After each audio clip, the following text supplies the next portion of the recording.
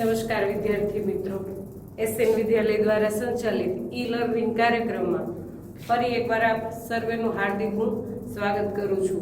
ધોરણ 8 ની અંદર આપણે રિવિઝનમાં ચેપ્ટર નંબર 6 જોયું હતું, તૂફાનો કી ઓર।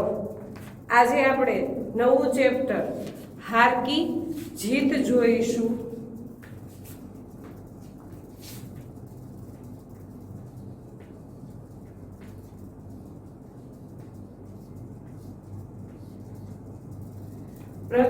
પ્રસ્તુત જે કહાની છે એના લેખક છે સુદર્શન।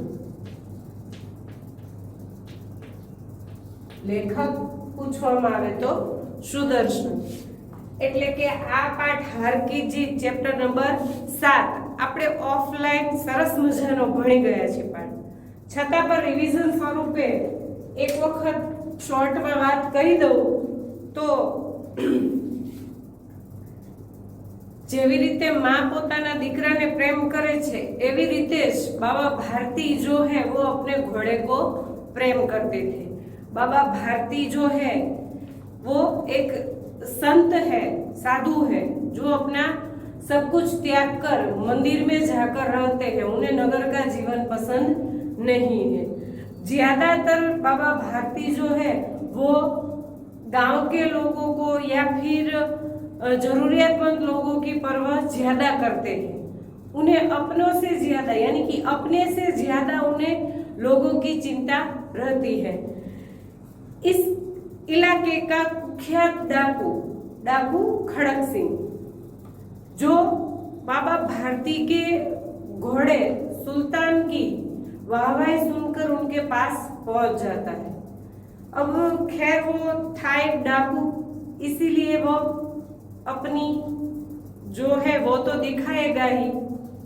तो डाकू होने के कारण वो अपनी असलियत दिखाता है और वो सोचने लगता है कि ऐसा बाका घोड़ा मैंने पहले कभी नहीं देखा, मेरी आंख से भी नहीं गुजरा, तो अब ये घोड़ा मेरा हुआ। अब ये घोड़ा मैं बाबा भारती के पास नहीं रहने दूंगा।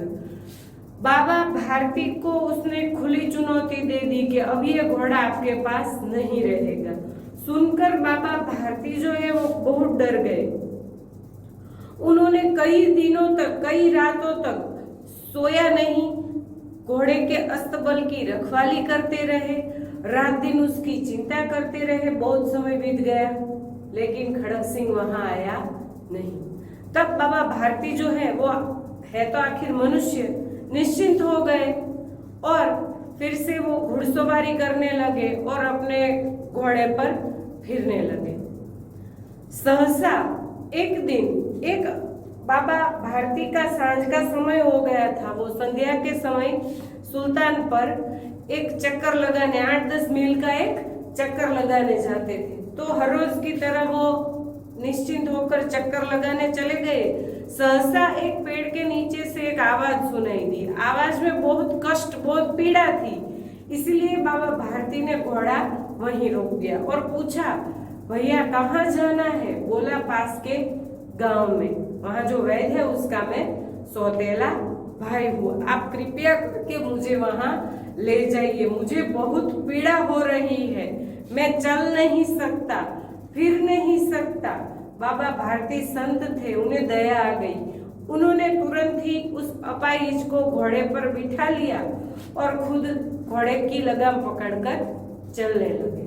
थोड़ा ही दूर गए थे कि सहसा वो जो घोड़े पर बैठा आदमी था वो अकड़कर बैठ गया और लगाम उसने अपने हाथ में ले ली।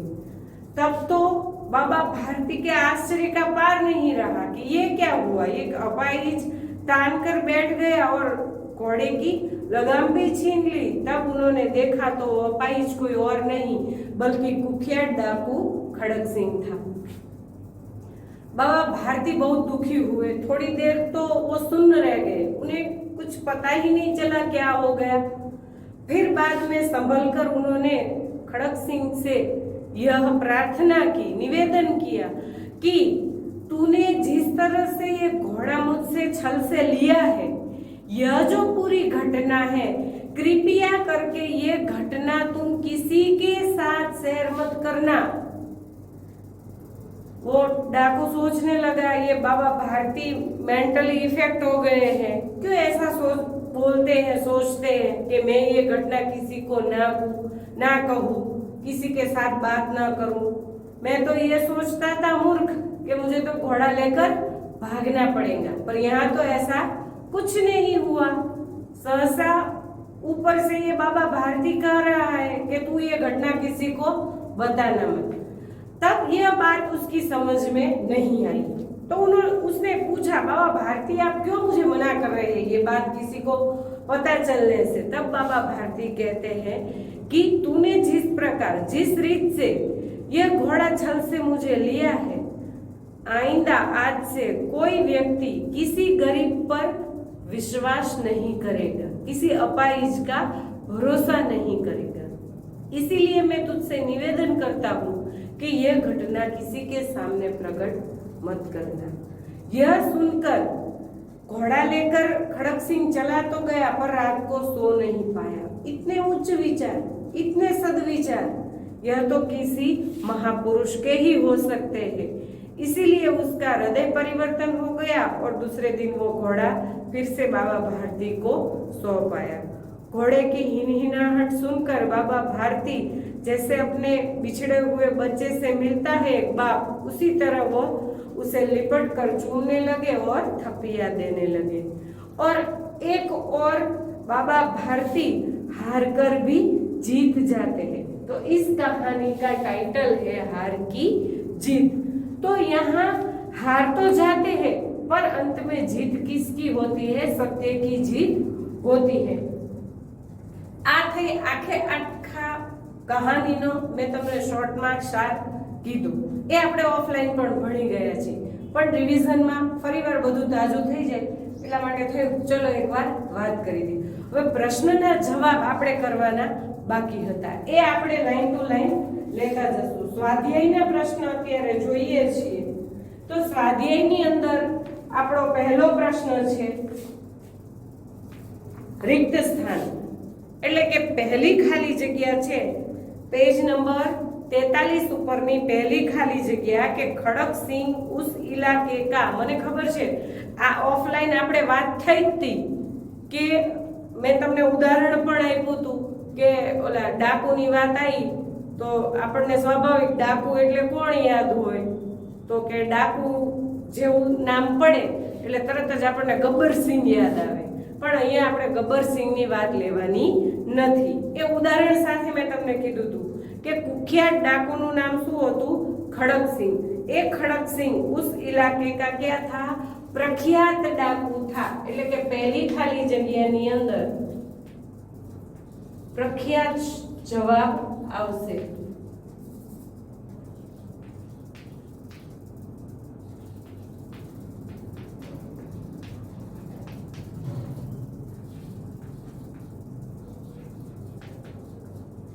स्वाध्यायની અંદર પહેલો પ્રશ્ન रिक्त स्थान। બીજી रिक्त स्थान જોઈએ तो अपनी वस्तु की प्रशंसा दूसरों के मुख से सुनने के लिए उनका हृदय खाली जगह हो गया था। अधीर, क्योंकि आखिर में बाबा भारती भी एक इंसान थे और अपनी प्रशंसा सुनना हर एक इंसान को पसंद आता है। आगे की रिक्त स्थान देखते हैं। बाबा जी आज्ञा कीजिए, मैं आपका क्या हूं? दास हूं।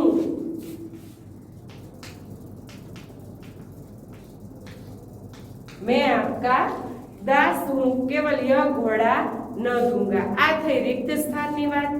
प्रश्न नंबर 2, आ प्रश्न 1 હતો, आ प्रश्न 2। कौन बोलता है, किसे कहता है?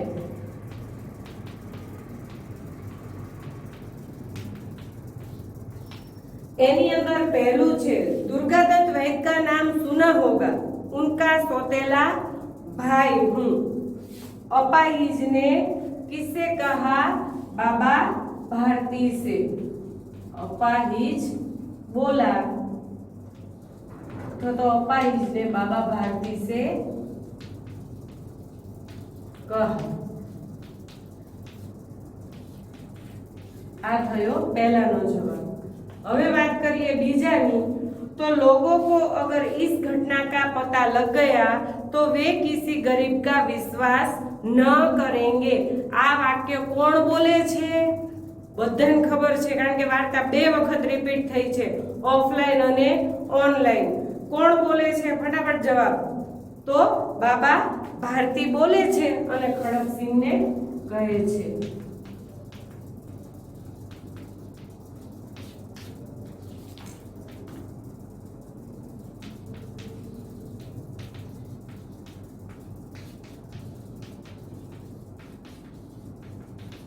खड़क सिंह से कहते हैं।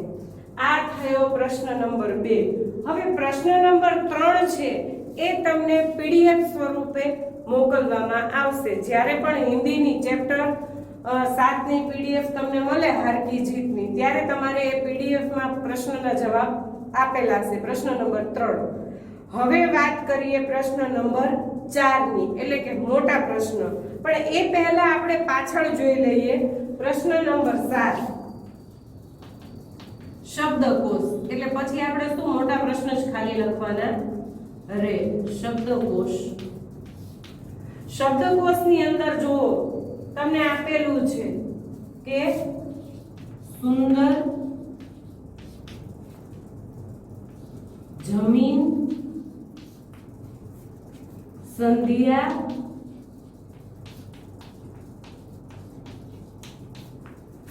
गरीब અને વિશ્વાસ। ચલો પહેલા એક વખત વાંચી લો સરસ મજાનું। સુંદર, જમીન, સંધ્યા, ગરીબ અને વિશ્વાસ। તો હવે આને આપણે શબ્દકોશના ક્રમમાં લગાવીએ।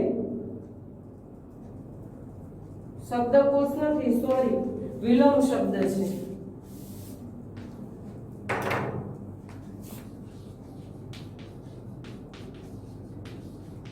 વિલોમ શબ્દ, વિલોમ એટલે વિરુદ્ધાર્થી। તો આપણે એનો ઉપર જ લઈ લેશું, વારાફરતી જોતા જઈએ। તો પહેલું છે સુંદર। તો સુંદર, તો એનો જવાબ શું આવશે? સુંદર એટલે કરૂપ અથવા તો કુરૂપ।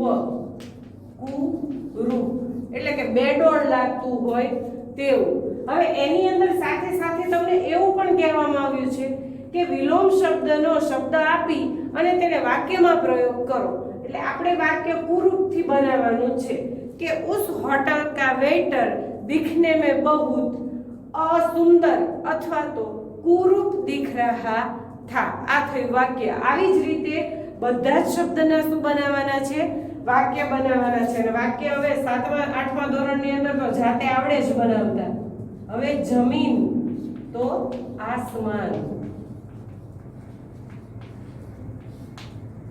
ત્યાર પછીનું છે સંધ્યા, તો એનો વિલોમ શબ્દ થશે ઉષા। ગરીબ, તો એનો વિલોમ શબ્દ થશે અમીર। અને વિશ્વાસ, અવિશ્વાસ।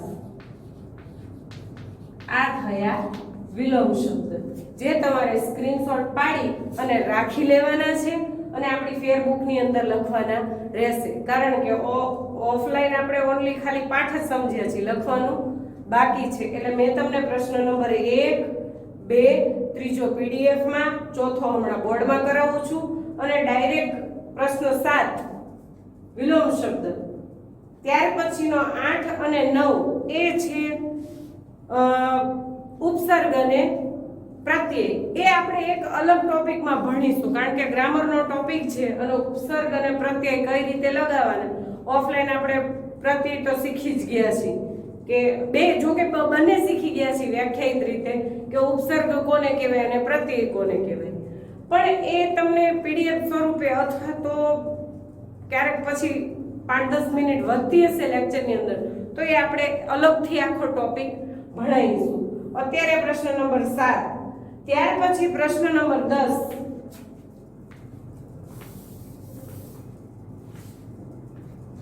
प्रश्न नंबर 10 ની અંદર છે निम्नलिखित वाक्यों में से विशेषण पहचान कर उनका अन्य वाक्यों में प्रयोग कीजिए। વિશેષણની આપણે વાત કરીએ તો પ્રશ્ન પૂછતા જવાબ મળે એને આપણે શું કહીએ? વિશેષણ। વિશેષણના ઘણા બધા પ્રકાર છે। ગુણવાચક વિશેષણ, સંખ્યાવાચક જેની અંદર નિશ્ચિત અનિશ્ચિત બંને પ્રકાર આવે, એ સિવાય પરિમાણવાચક વિશેષણ અને છેલ્લું છે સાર્વનામિક વિશેષણ। તો વિશેષણના 4 પ્રકાર છે। આપણે અહીંયા પ્રકાર નથી લખવાનો, શું લખવાનું છે? વાક્યની અંદર ફક્ત ને ફક્ત વિશેષણ ઓળખવાનું છે। તો આપણું પહેલું વાક્ય છે कहते हैं देखने में भी बड़ा सुंदर है। प्रश्न बनाओ ये वाक्यનો। तो कहते हैं देखने में बड़ा कैसा है? सुंदर है। જે જવાબ મળે એટલે કે પહેલા વાક્યની અંદર સુંદર છે એ વિશેષણ છે। પ્રકાર પૂછવામાં આવે તો ગુણવાચક, એ ગુણવાચક વિશેષણ છે। बीजू वाक्य परंतु ऐसा बाका घोड़ा उसकी आंखों से कभी नहीं गुजरा। प्रश्न बनाओ परंतु परंतु ऐसा ऐसा घोड़ा उसकी आंखों से, कैसा घोड़ा उसकी आंखों से नहीं गुजरा? तो बाका घोड़ा उसकी आंखों से नहीं गुजरा એટલે બાકા શબ્દ છે એ વિશેષણ છે। ત્યાર પછીનું ત્રીજું ઉદાહરણ છે बाबा भारती ने ठंडे जल से स्नान किया। बाबा भारती ने कैसे जल से स्नान किया? तो ठंडा। ત્યાર પછીનું ચોથું વાક્ય છે अपने प्यारे घोड़े से लिपट कर रोने लगे। बाबा भारती अपने बाबा भारती कैसे घोड़े से लिपट कर रोने लगे? तो अपने प्यारे घोड़े से એટલે કે प्यारे શબ્દ છે એ વિશેષણ છે। ત્યાર પછીનું છેલ્લું વાક્ય बाबा भारती प्रसिद्ध साधु थे। बाबा भारती कैसे साधु थे? प्रसिद्ध साधु थे। तो प्रसिद्ध शब्द છે એ વિશેષણ છે। એટલે આપણે પ્રશ્ન નંબર 1, 2, 7 અને 10 ની ચર્ચા કરી। હવે લઈએ મોટા પ્રશ્ન। તો એની અંદર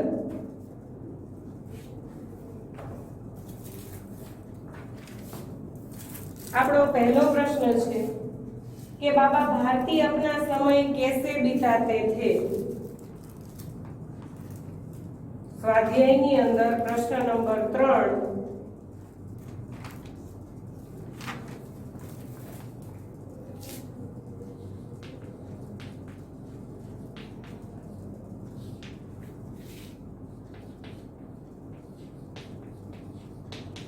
बाबा भारती अपना समय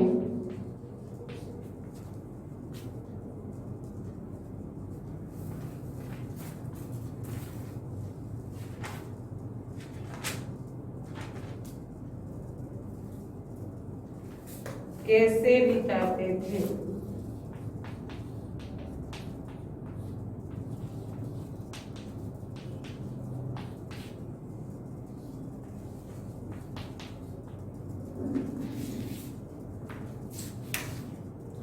तो प्रश्न તમારે તમારી ફેર બુકમાં લખવાનો રહેશે। સરસ મજાનો પ્રશ્નનો જવાબ લખી લો। ચાલો જવાબ લખાવું છું। तो जवाब आवશે बाबा भारती गांव के बाहर एक छोटे से मंदिर में रहते थे। बाबा भारती गांव के बाहर एक छोटे से मंदिर में रहते थे।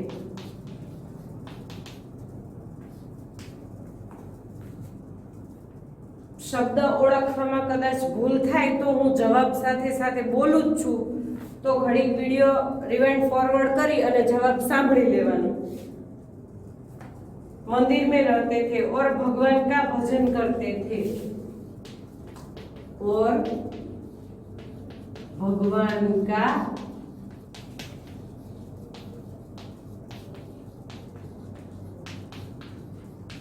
भजन करते थे। उन्होंने एक घोड़ा पाल रखा था। उन्होंने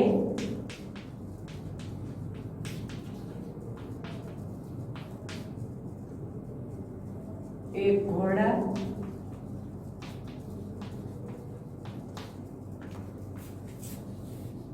पाल रखा था,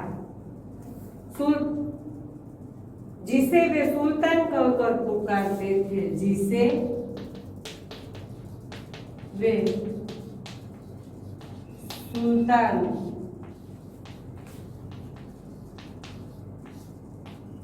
कहकर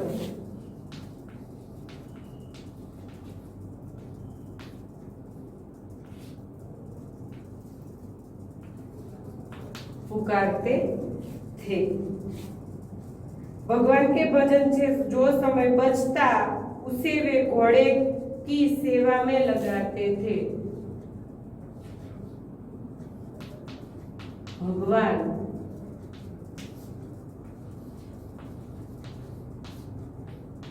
भजन से जो समय बचता था वह घोड़े की सेवा में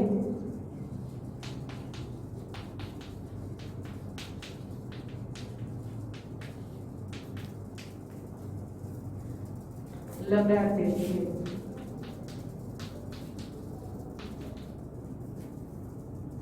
वे अपने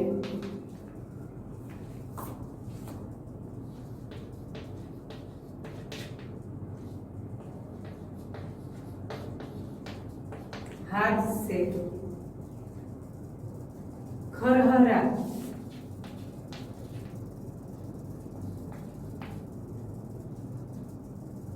खरहरा એટલે घास नाखिए આપણે એ खरहरा करते और उसे दाना खिलाते और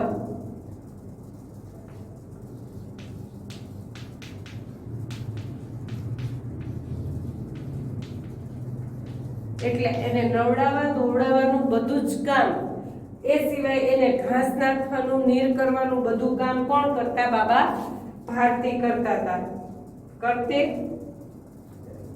खरहरा करते और उसे खिलाते थे। संध्या समय वे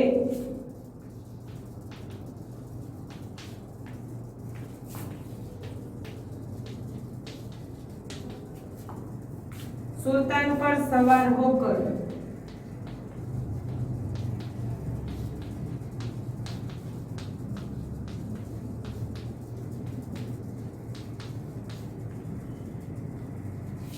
आठ 10 मील का 8-10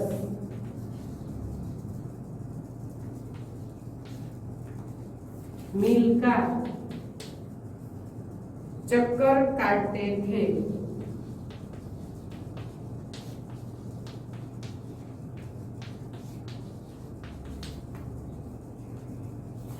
इस प्रकार बाबा भारती अपना समय बिताते थे। એટલે કે પ્રશ્ન એમના જોઈએ बाबा भारती अपना समय कैसे बिताते थे। तो बाबा भारती गांव के बाहर एक छोटे से मंदिर में रहते थे और भगवान का भजन करते थे। भगवान के भजन से जो समय बचता था वह अपने घोड़े के पीछे लगा देते थे, यानी कि उन्होंने एक घोड़ा पाल रखा था जिसे वह सुल्तान कहकर पुकारते थे। भगवान भजन से जो समय बचता था वह घोड़ा की सेवा में लगा देते थे।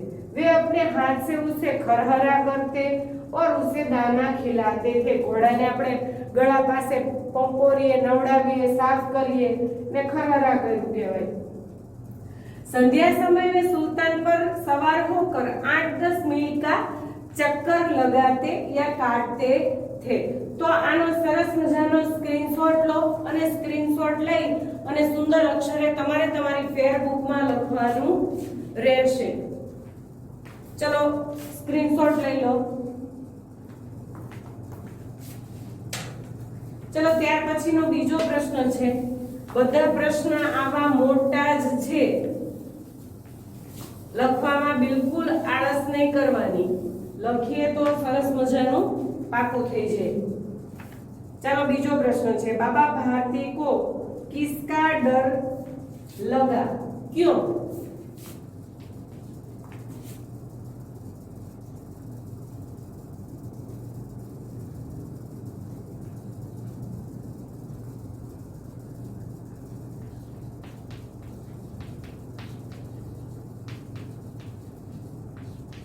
बाबा भारती को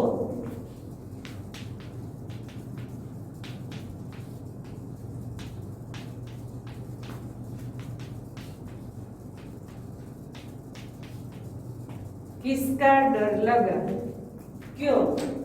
तो जवाब आवश्य खड़क सिंह बाबा भारती के पास आकर उनके घोड़े सुल्तान को देख गया था. खड़क सिंह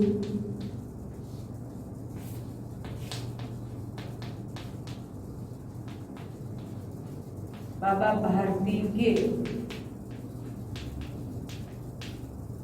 पास आकर उनका घोड़ा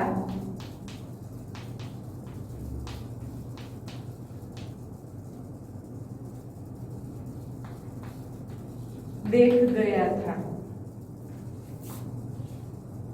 और ऐसा बाका घोड़ा उसने आज तक नहीं देखा था. ऐसा बाका घोड़ा उसने आज तक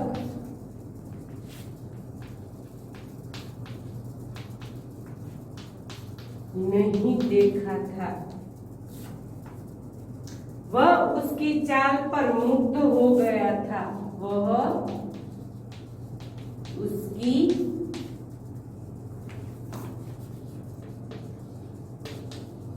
चाल पर मुग्ध यानी लट्टू हो गया था.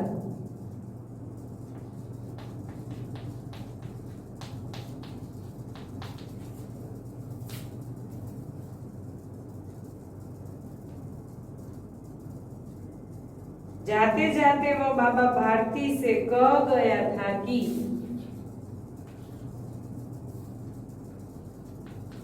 जाते जाते वो बाबा भारती से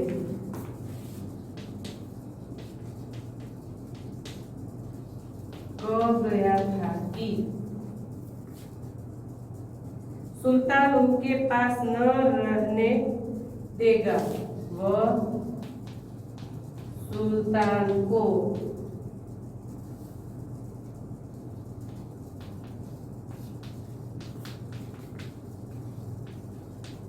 उनके पास न रहने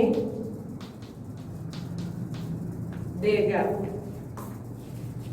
वह डाकू था और जो वस्तु उसे पसंद आ जाए उस पर अपना अधिकार जमाता था. वह डाकू था, उसे जो वस्तु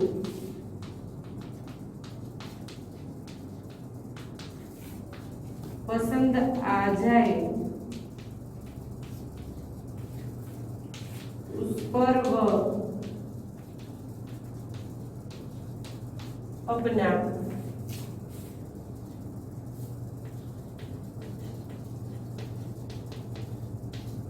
अधिकार जमाता था. આખરે તો એક ડાકુ હતો અને પોતાની અસલિયત દેખાડીને જ રહે. એટલે એને પોતાની અસલિયત દેખાડી દીધી કે ભાઈ મને આ ઘોડો ગમ્યો तो हवे आ घोड़ो मारो। हवे हूँ एने तमारी पासे रहवा दईश नहीं। उसके पास बाहुबल था। उसके पास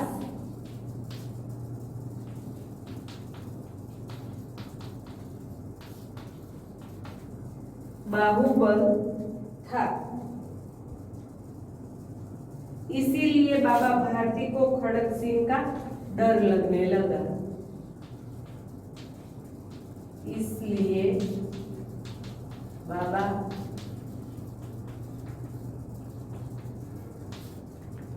भारती को प्रश्न एमना बाबा भारती को खड़क सिंह का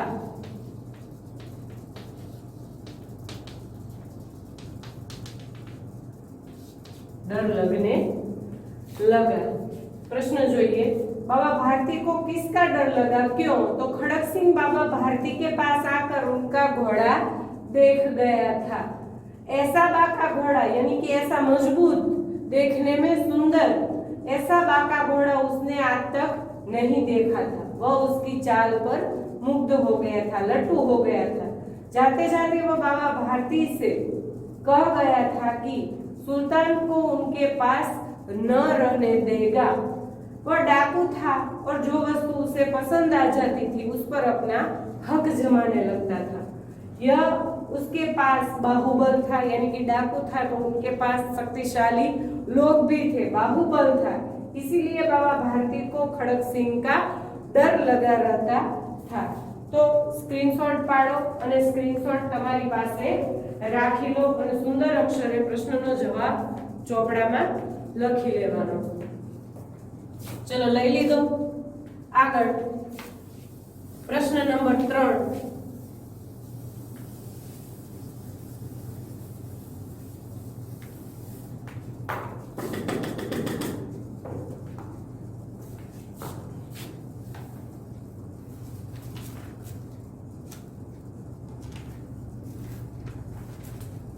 खड़क सिंह ने सुल्तान को कैसे प्राप्त किया?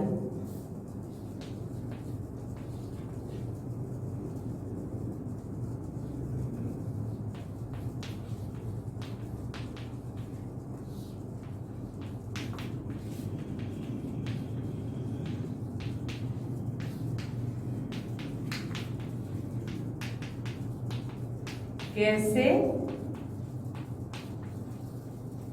प्राप्त किया? આપણી 25 માર્કની ટેસ્ટની ડેટ આપી દીધી છે, તો સરસ મજાના પ્રશ્નના જવાબ થઈ જશે એવું ન રાખી અહીંયા લખાવીએ છીએ। સરસ મજાના ફેરબુકમાં કરો, હોમવર્કમાં મળે તો હોમવર્કમાં એકવાર લખો, જેથી કરી પ્રશ્નનો જવાબ 2 વાર લખો એટલે સરસ મજાનો પાકો થઈ જાય। तो एक दिन संध्या समय बाबा भारती सुल्तान पर सवार होकर घूमने निकले।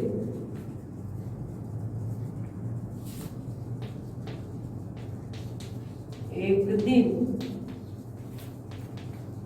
संध्या समय पर, संध्या समय बाबा भारती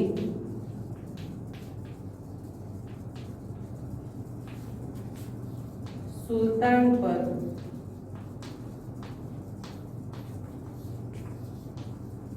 सवार होकर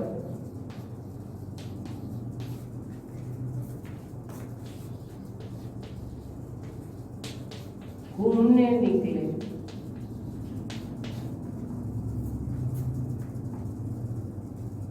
रास्ते में उन्हें एक अपाहिज ही करुणा भरी आवाज सुनी। रास्ते में उन्होंने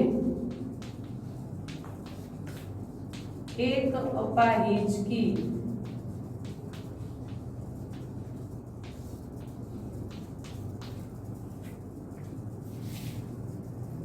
करुणा भरी यानी कि दर्द से भरी, करुणा भरी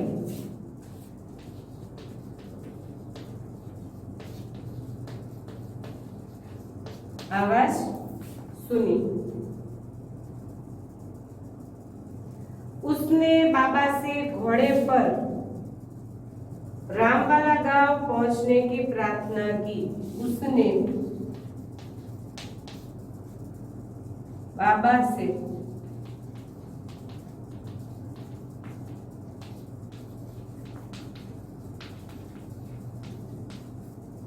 घोड़े पर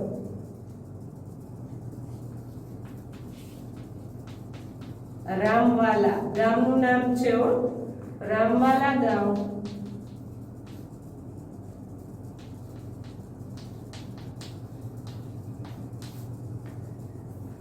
पहुंचने की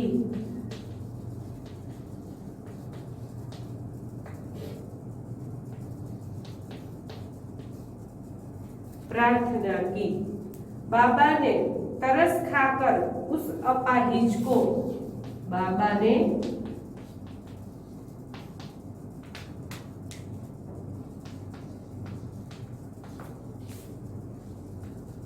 तरस खाकर उस अपाहिज को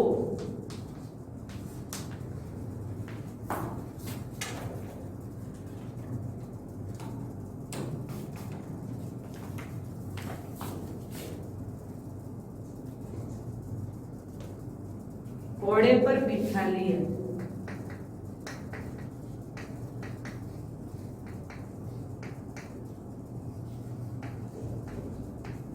घोड़े पर बिठा लिया। स्वयं लगाम पकड़कर चलने लगे। स्वयं लगाम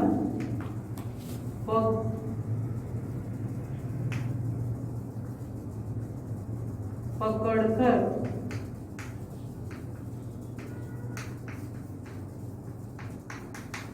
चलने लगे।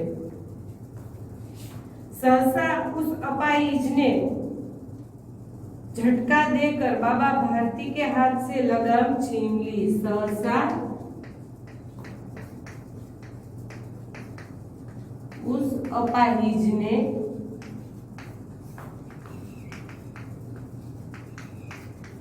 झटका लगाकर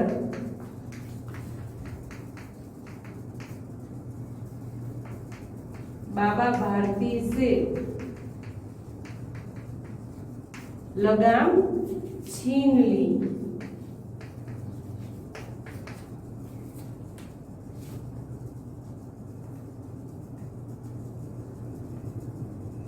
और वो घोड़े को लेकर भागा।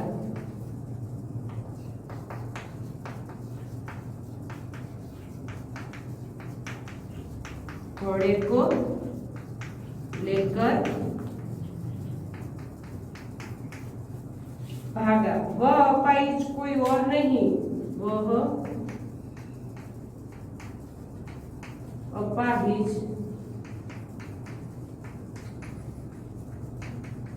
कोई और नहीं,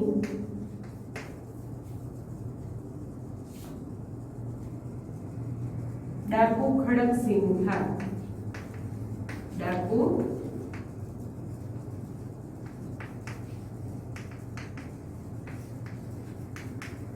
खड़क सिंह था। इस प्रकार खड़क सिंह ने प्रश्न एमना जो ये प्रश्न खड़क सिंह ने सुल्तान को कैसे प्राप्त किया तो आखा प्रश्न नो जवाब वार्तानी जेम आपणे याद राखवानो। जेम जेम कहानी सांभळता है एक दिन संध्या समय बाबा भारती सुल्तान पर सवार होकर घूमने निकले। रास्ते में उन्हें एक अपाहिज की करुणा भरी आवाज सुनाई दी। आवाज सुनते ही बाबा भारती ने घोड़े पर से नीचे उतरे तो उस अपाहिज ने कहा कि मुझे रामवाला गांव पहुंचने की प्रार्थना की, कि मैंने रामवाला गांव मुकी आओ। बाबा को तरस आया, उन्होंने तरस खाकर उस अपाहिज को घोड़े पर बिठा लिया। स्वयं लगाम पकड़कर चलने लगे। सहसा એટલે કે अचानक एक झटका सा लगा। बाबा भारती के हाथ से लगाम छीन ली और वह घोड़े को लेकर भागा। वह अपाहिज कोई और नहीं, डाकू खड़क सिंह था। इस प्रकार खड़क सिंह ने धोखे से सुल्तान को प्राप्त किया। सरस स्क्रीनशॉट લઈ લો અને ફેરબુક ની અંદર सुंदर अक्षरे लखो। चलो आगळ नवो प्रश्न लई लीधो। प्रश्न नंबर 4।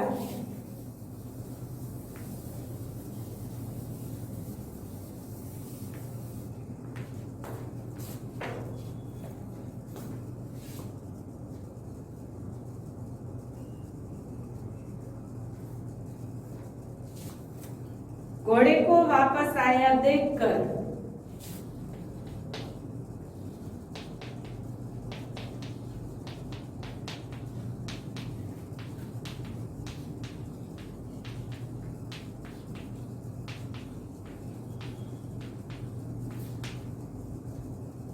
बाबा भारती ने घोड़े से कैसा बर्ताव किया?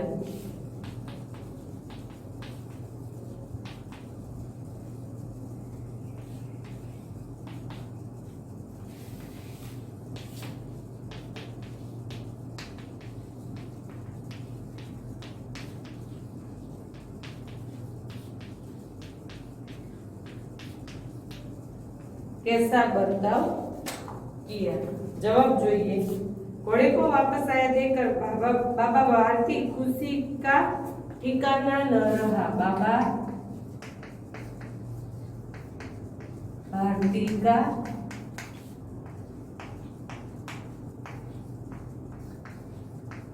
खुशी का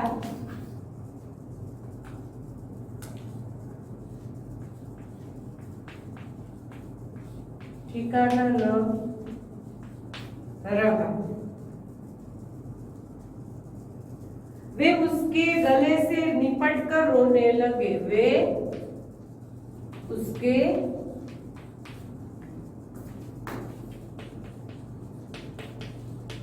गले से निपटकर रोने लगे। वे बार बार उसकी पीठ पर हाथ फेरने लगे। वे बार बार उसकी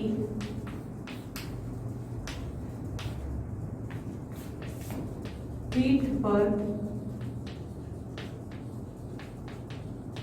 हाथ फेरने लगे।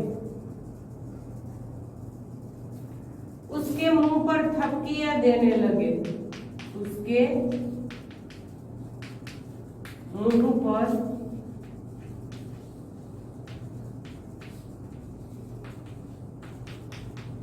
थपकियां देने लगे। घोड़े की वापसी पर संतोष प्रकट करते हुए घोड़े की वापसी पर संतोष प्रकट करते हुए उन्होंने कहा कि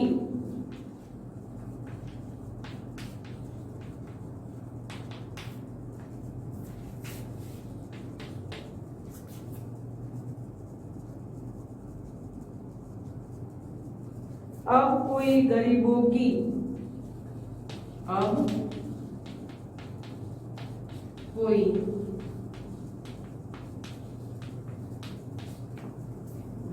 की सहायता से मुंह नहीं मोड़ेगा। गरीबों की सहायता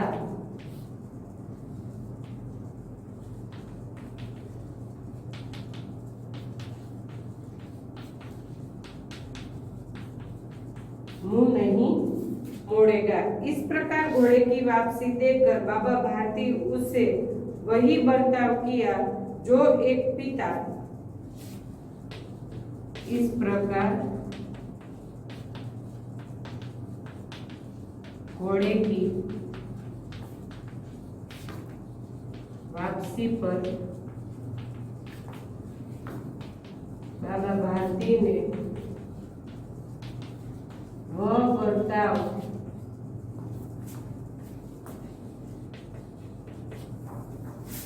किया जो एक पिता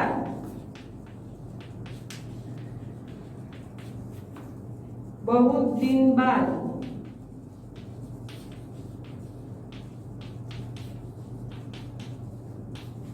बहुत दिनों बाद बिछड़े हुए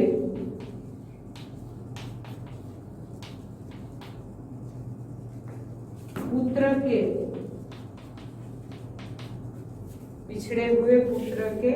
मिलने पर करता है। बिछड़े हुए पुत्र के मिलने पर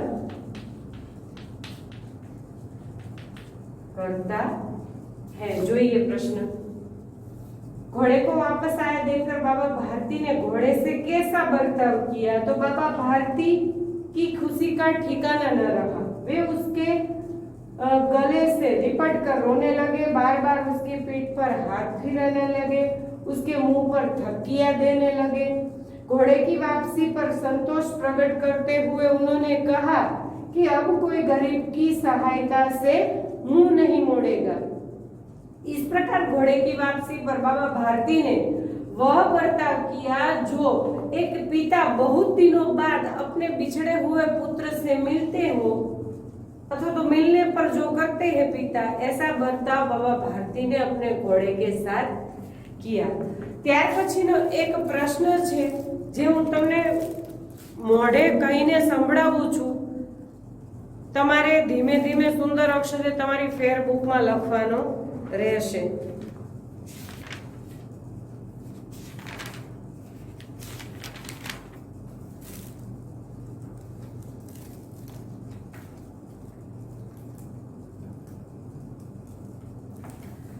આપણને બાબા ભારતીની चरित्र चित्रण पूछे अथवा तो एवो क्वेश्चन पूछवामां आवे कि बाबा भारती की महानता, तो एना विषे सांभळो कि बाबा भारती एक सदाचारी संत थे। उनका हृदय विशाल था क्योंकि वो बहुत भोले थे और उनके विचार ऊंचे थे। उनके हृदय में दीन दुखियों के प्रति अपार करुणा थी। दीन दुखियों की सेवा करना अपना कर्तव्य समझते थे। उनको अपनी हानि की अपेक्षा गरीबों की हानि की अधिक चिंता रहती थी। इसीलिए उन्होंने खड़क सिंह से घोड़े को छलपूर्वक लेने की बात किसी के सामने प्रकट न करने के लिए कहा। उससे प्रार्थना की। बाबा भारती के ऐसे उच्च विचारों ने खड़क सिंह का, कुख्यात डाकू खड़क सिंह का भी हृदय परिवर्तन कर दिया। अपने हार को जीत में बदल दिया और हार को जीत में बदलने वाले बाबा भारती अचूक ऊंचे दर्जे के इंसान थे। तो मोटा भागना प्रश्न આપણે અહીંયા બોર્ડની અંદર જ રિવિઝનમાં જોઈ લીધા છે। મને એવું લાગશે કે હજી થોડું ઘણું કંઈ દેવા જેવું છે, એટલે કે ટૂંકું વિકલ્પ ખાલી જગ્યા એવું બધું છે એની સરસ મજાની પીડીએફ બનાવી અને અપલોડ કરશું, જે તમારી ફેરબુકમાં લખવાની રહેશે। તો હારકીજીત પાઠનું રિવિઝન આપણે અહીંયા પૂરું કરીએ છીએ। નવા પીરિયડની અંદર નવા એક ટોપિક સાથે મળીશું। ત્યાં સુધી રજા આપો। જય ભારત।